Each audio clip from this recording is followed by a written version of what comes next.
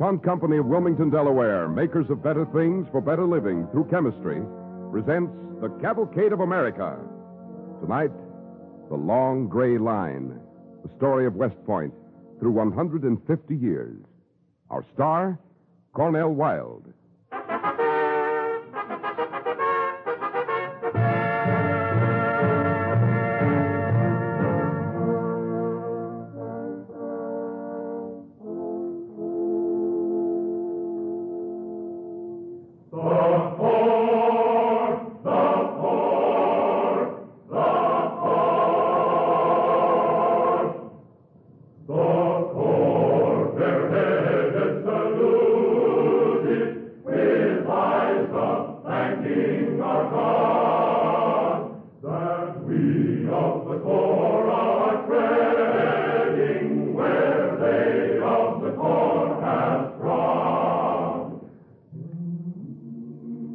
Today is commencement day at West Point. Again this year, as for generations past, the Corps of Cadets has gathered about the pedestal of a statue in the southwest corner of the plain. And the songs of the cadet choir have echoed back from the Hudson Highlands as West Pointers of today recall with reverence the long gray line of those who have climbed the hill and walked the plain before them. The statue's pediment bears a simple inscription. It reads, Colonel Thayer, father of the Military Academy.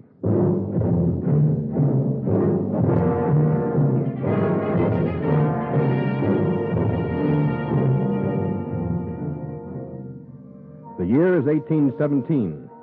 Brevet Major Sylvanus Thayer, newly appointed superintendent of the young and struggling academy, has arrived at the point.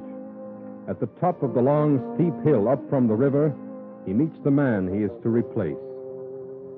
Good evening, Captain Partridge. My hand, sir. No? Well, then, Captain. You are reporting to me, Brevet Major Thayer. Let me remind you, this is an engineer post. Rank within the Corps of Engineers is substantive. Your brevet field rank is of no account here. But I hardly I thought... rank you, sir. Let's have that understood. Now, what's your business? I have a message for you, Captain, from Brigadier General Swift. Here it is. On receiptus, you will deliver the command of the post of West Point. Preposterous. Preposterous. Me superseded? Never, sir. Never. Good day to you, sir.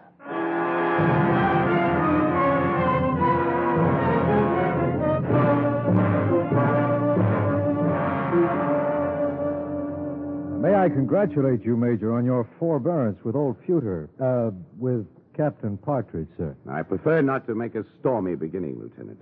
Quietly does it.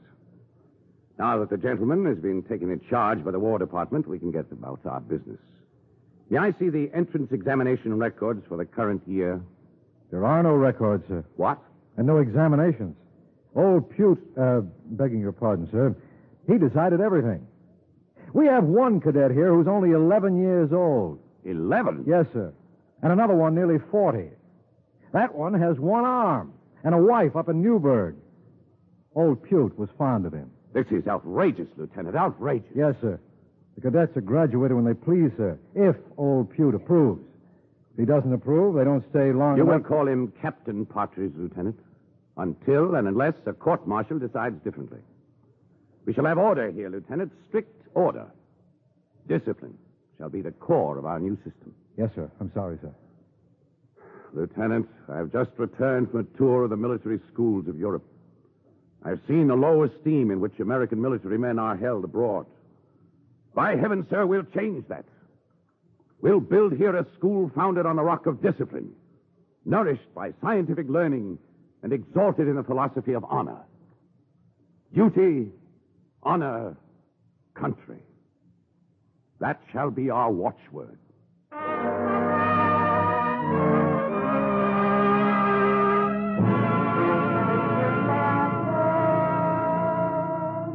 In his long years at West Point, Sylvanus Thayer turned an academic shambles into the first and finest engineering school on the American continent. Here he shaped 4 generations of cadets into builders and soldiers, imbued with his own ideals: duty, honor, country. He was the first of our great teachers of the art of victory, Sylvanus Thayer. We sons of today, we salute you, you sons of an earlier day. We follow close order behind you, where you have pointed the way. And the second great teacher, Dennis Hart Mahan, son of an Irish immigrant carpenter, small, sickly, a wisp of a man, constantly ill in the sub-zero Highland winters. Dennis Hart Mahan, mentor of Captains Courageous.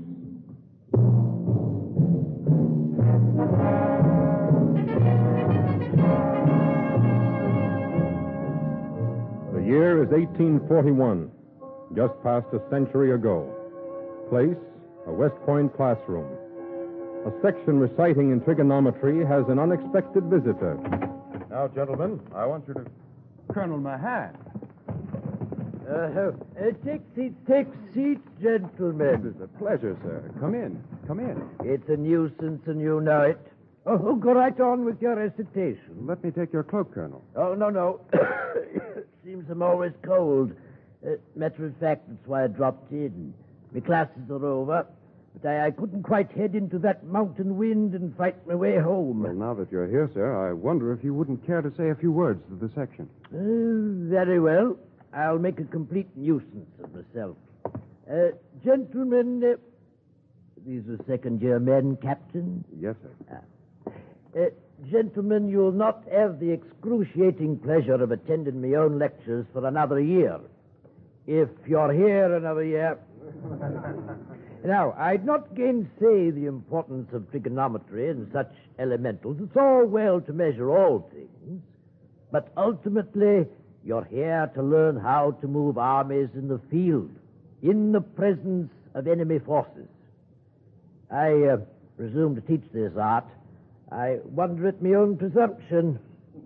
Wonder, too, if any of you already read my textbook on the subject.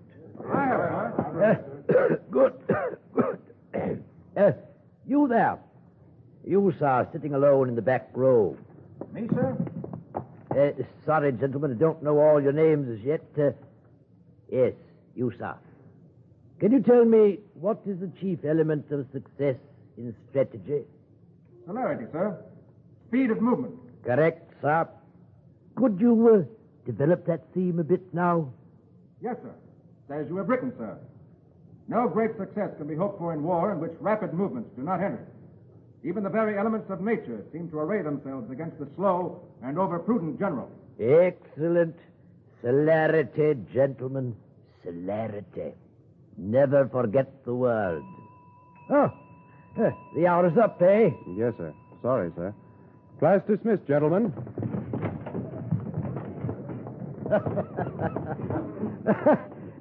Celerity. Well, Captain, they took me at my word. Always the cadet who spoke with such presence. Sam Grant, sir. Class of 43. Sam Grant, eh? That's what everyone calls him. I believe his full name is Ulysses Simpson Grant. Celerity. Blitzkrieg, the Nazis were to call it a century later when they stabbed into Poland. Mahan called it celerity 100 years ago, and he made it the heart and soul of American prowess and skill at arms. Dennis Hart Mahan, the teacher, never fought a battle, and even never went out of doors, they say, without an umbrella. But he rode with Stonewall Jackson's foot cavalry down the Shenandoah Valley. He planned with Lee at Chancellorsville, and his counsel prevailed before Vicksburg with General U.S. Grant. Though long dead, he was at San Juan Hill, at San Miguel, too, and the dim, shell-racked forests of the Argonne. He fought with Eisenhower for Operation Overlord. He rode MacArthur's transports back to the Philippines. With Bradley, he conquered the deadly hedgerows at San Lo. and in his name, George Patton's iron column, slicing through the Falaise Gap, rolled madly down the roads of France to reach for the distant Rhine, Celerity, and Dennis Hart Mahan.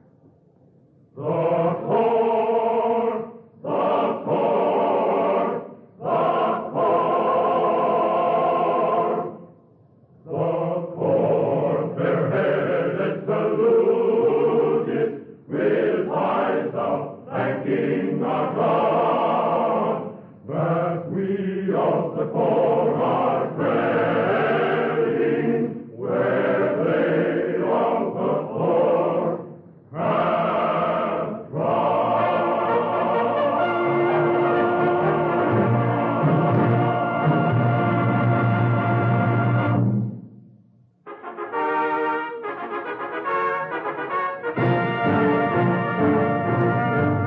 Tonight on the Cavalcade of America, Cornell Wilde is telling the story of the Long Gray Line. long gray line of us stretches through the years of the centuries told, and the last man feels through his marrow the grip of your far-off home. Thayer, Mahan, and Peter Smith Mikey. This was the son of a Scottish mechanic who made West Point the home of engineering science. Graduated at the outbreak of the war between the states, he rose in 3 years to the field rank of brigadier general, while still a first lieutenant in the regular army list. Returning to the point, he stayed to teach and to build for nearly 40 years. Peter Smith Mikey, soldier and scientist.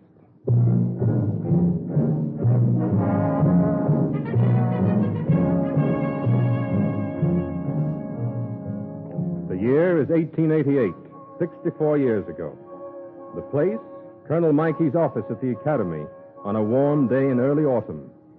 The teacher is revising his elements of hydromechanics as...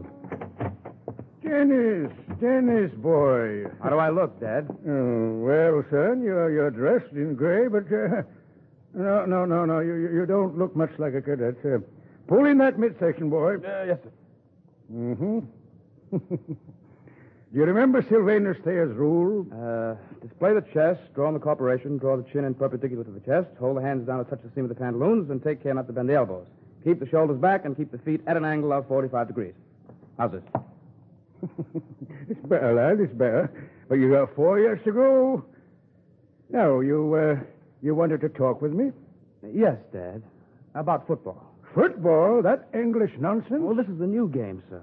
We played it at Lawrenceville last year. This is not Lawrenceville, boy. Well, they're playing this new game at Princeton and Rutgers, too. Civilian colleges have time for such frivolities. We do not. I hear they've been practicing at Annapolis, sir. Oh? Oh, they have they? Yes, sir. And, well, sir, we compete for grades, and it's supposed to be good for us. Why not in games, too? Oh, very well. I'll take it up with General Park and the academic board. But in my day, we got along well enough with rowing on the river. Times change, Dad. Do they, Dennis? Do they?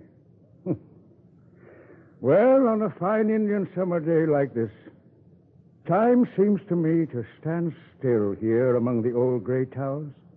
Or rather, all the times are mixed up together into one time. The hills behind us flatten out into one dimension, like a backdrop in a stage play. And time narrows down to a single split second. Yes. I think I know what you mean, Dad. Aye. And old Sylvanus is still handing out demerits in his basement office over yonder. And you might bump into Jackson or Grant or Lee in any sally port. And Dennis Mahan? Why, he's wheezing up the hill right now, home for a sail on the river. I don't know what he'd say about this football kicking. In this new game, Dad, you run with the ball. Old Mahan would probably figure out new ways to run with it from the sidelines. Oh. Well, I suppose it can't do any harm. But, son, never lose sight of why you're here. Times can't change that. Dennis Mahan named his son for Sylvanus Thayer. I named you for Dennis Mahan. You see, things run together here in a cord of life without a break.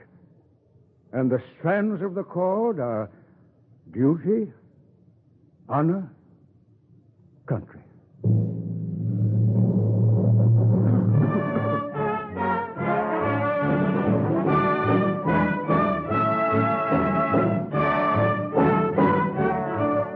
Navy won the first football game in 1890, 24-0. But Army, captained by Dennis Mahan Mikey, won the second game, 32-16. High on the hilltop, there's a stadium now named for Dennis, Mikey Stadium.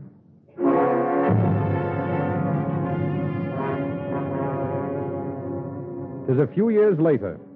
There's a little war on down in Cuba. The war with Spain. We are once more in Colonel Mikey's office. I came, sir, as soon as I heard about your son, William. My deepest sympathy, sir. I thank you. It was pneumonia. They could do nothing. I'm writing now to Dennis. You have been spared Dennis, Colonel. You must hang on to that. I do. We're all proud of him. His record in Cuba is superb, sir. Aye, he learned his lesson well here at the academy. Come in. A message, sir, from the War Department. From the War Department? Here, let me see it. Here it is, sir. Oh. No. What is it? Here, you read it, Colonel. We regret to inform you that your son, First Lieutenant Dennis Mahan Mikey, has been killed in action at San Juan Hill.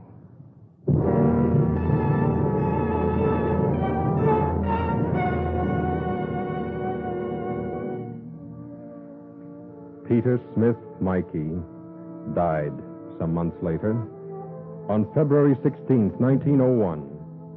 The class of '01 was graduated on the morning of the 18th, and to a man the class remained that afternoon to follow Mikey to his grave. The last of the great triumvirate, Thayer, Mahan, Mikey, was gone. But the cord with three strands, duty, honor, country, was unbroken. The long gray line would go marching on. They are here in ghostly assemblage, the men of the corps long dead, and our hearts are standing attention while we wait for their passing tread.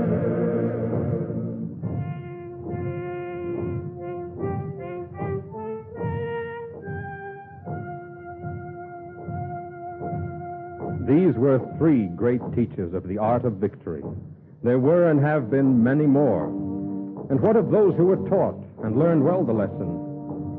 They march past now. We hear their ghostly tread and their voices as all times melt and merge into one time. How can we call out the names and count off by the numbers when the numbers are so great? We'll try at least as the endless column passes. George Ronan, class of 1811, the first West Pointer killed in action at a wilderness fort where Chicago now stands. George W. Whistler, 1819, pioneer railroad builder. Let him stand for all the West Pointers who forged steel bands across the continent. Edgar Allan Poe, that most melancholy cadet. Henry DuPont, manufacturer. James Abbott McNeil Whistler, artist and wit, son of the railroad builder. And all the great fighting names, the general officers. Sherman, Sheridan, Beauregard, Pickett, Polk, and Jubal Early. Jefferson Davis, 1828. McClellan, Burnside, Hooker, and Meade. Thomas Jonathan Stonewall Jackson, class of 1846. Let us cross over the river rest under the shade of the trees. And Andrew S. Rowan, 81, who carried a message to Garcia. Blackjack Pershing, Liggett, March and Bullard, Hap Arnold, Buckner, Patton, McNair. So the high command goes by. But for every star or eagle in this march past, 1,000 shoulders carry short gold bars. These are the platoon leaders passing now, and the company commanders, expendable in every army since Joshua fought the Battle of Jericho. Beg to report, sir. All the cannoneers are killed. Can you spare me another crew, sir, and 2 more guns? That was Lieutenant John P. J. O'Brien of O'Brien's battery at the Battle of Buena Vista in Mexico, the perishing, imperishable subaltern. Those who pass now are the men who take nameless but numbered hills and die in the taking. These are the flyers into the flak that was never predicted. These are the men who straighten out in the glare of star shells certain slightly annoying salients in the regimental front. Hello, Brigade Command. 3 prisoners, sir, and all from the same Bavarian Landwehr regiment. Thank you, sir. Yes, we lost 1 officer, a lieutenant, sir. Lieutenant, captains, these are the chewers out with tails well chewed in turn. These are the men who were on the right spot by the map and the clock when the barrage came down some 30 yards too close to the trench. The men who capture not cities but machine gun nests, who lead the platoon on point across the unswept minefield, who wait in the moonless dark for the banzai charge. Hello, this is Baker Company, sir. I guess we're where we're supposed to be, but we'll need stretcher bearers. The captain's headed, sir. These are the men who have done the dirty work of command in the filthy business of war for 150 years. The men who were trained for these necessary tasks at West Point. No need to go back to Buena Vista or Chancellorsville or San Juan Hill or the Argonne or Saipan or the hedgerows of Normandy. This line of marches grows longer now, day by day. Let these 3 stand for the many hundreds. Lieutenant John Trent, class of 1950, captain of football 1949, killed in action in Korea. Lieutenant George Hannon, class of 1950, Distinguished Service Cross, killed in action in Korea. Lieutenant Samuel Corson, class of 1949, Congressional Medal of Honor, killed in action in Korea.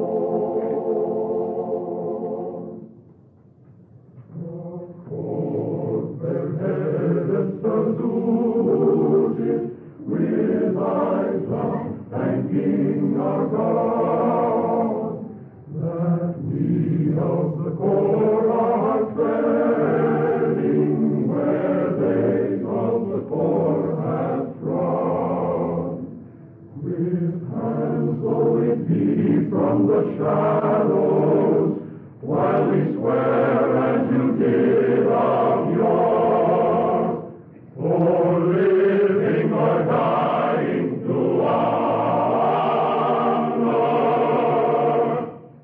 the heart and the core and the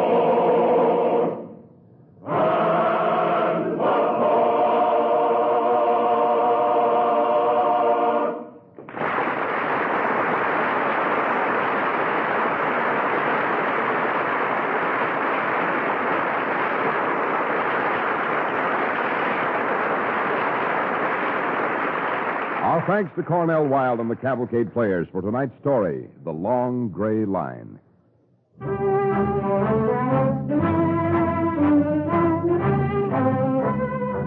Tonight's DuPont Cavalcade was written by George H. Faulkner and based on material from Where They Have Trod and Men of West Point by Colonel Ernest Dupuy, USA retired. Original music was composed by Arden Cornwell, conducted by Donald Voorhees. The program was directed by John Zoller. With Cornell Wilde, you heard Stotts Cotsworth as Thayer, Richard Purdy as Mahan, Mercer McLeod as Mikey, and the Don Craig Chorus. This is Cy Harris speaking.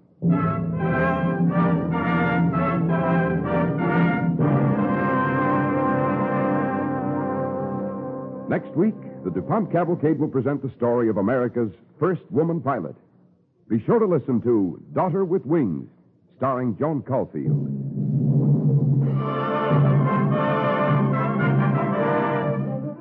The DuPont Cavalcade of America came to you tonight from the Belasco Theater in New York City and is sponsored by the DuPont Company of Wilmington, Delaware, makers of better things for better living through chemistry.